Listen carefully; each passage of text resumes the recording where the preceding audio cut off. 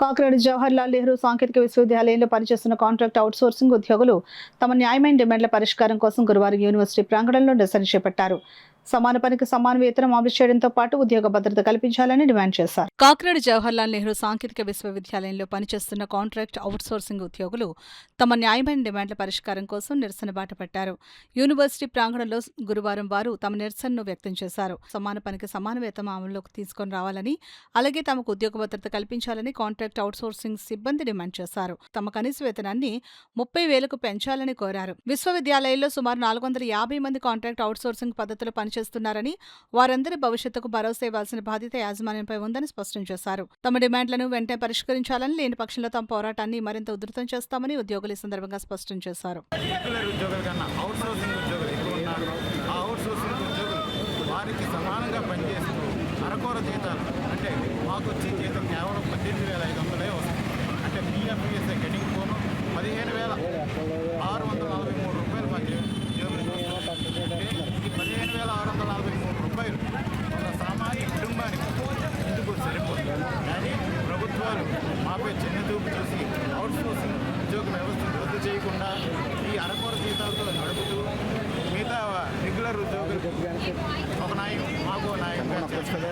కావున మేము ఈ ప్రభుత్వాన్ని కోరుకునేది ఏంటంటే నారా చంద్రబాబు నాయుడు గారు కానివ్వండి, ముఖ్యమంత్రి పవన్ కళ్యాణ్ గారు కానివ్వండి, నారా లోకేష్ గారు కానివ్వండి, ఎవరైనా సరే మా యొక్క శ్రమను గుర్తించి ఇప్పటికైనా మమ్మల్ని మినిమం టైం స్కేల్గా గుర్తించి మాకు కనీస వేతనం 30,000గా నిర్ణయించి మమ్మల్ని ఏమన్నా సహకరిస్తారని ఆశిస్తూ ఈ విషయాన్ని గవర్నమెంట్ ఒకసారి పునఃపరిశీలించి న్యాయం చేయాలని కోరుకుంటున్నాం.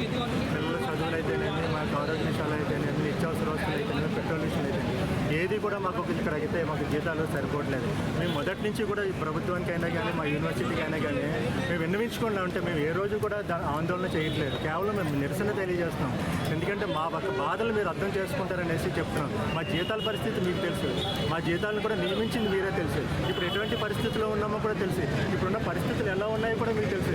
ధరలు ఏ విధంగా పెరుగుతున్నాయో కూడా మీకు తెలుసు. అయినప్పుడు కూడా మేము ఎప్పటికీ నిరసన తెలియజేస్తాం. మా జీతాలు పెంచండి, మేము జీతాలు పెంచండి, మాకు జీవితాలు బాగుపరచండి అని చెప్పి మేము ప్రతి ఒక్క గవర్నమెంట్కి విన్నవించుకోవడం జరుగుతుంది.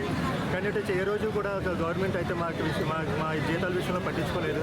మేము అడుగుతుంది ఏంటంటే సమాన పనికి సమాన వేతనం, కనీసం 30,000 జీతం పెంచమని అడుగుతున్నాం.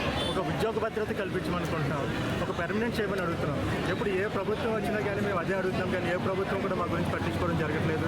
కనీసం ఈసారైనా సరే ఈ మీడియా ద్వారా, ఎలక్ట్రానిక్ మీడియా ద్వారా మా యొక్క విన్నపాన్ని మీరు ఒక తీసుకెళ్ళి మా యొక్క బాధలు మీరు చెప్తారనే ఉద్దేశంతో మీకు ఇక్కడ నిరసన తెలియజేయడం జరిగింది.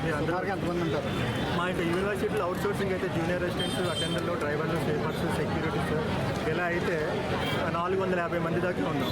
ఈ 450 మంది కూడా ఇదే పరిస్థితిలో ఉన్నారు. ఈ 450 మంది కూడా మేము దృష్టికి తీసుకెళ్తారని మా ద్వారా మీకు విన్నవించుకుంటాం. అధికారుల స్పందన అన్నది ఇంకా మాకైతే పూర్తిగా తెలియదు. మరి ఈ అధికారుల స్పందన కూడా మీ ద్వారానే మేము తెలియజేసుకుంటుందామని మేము అనుకుంటున్నాం.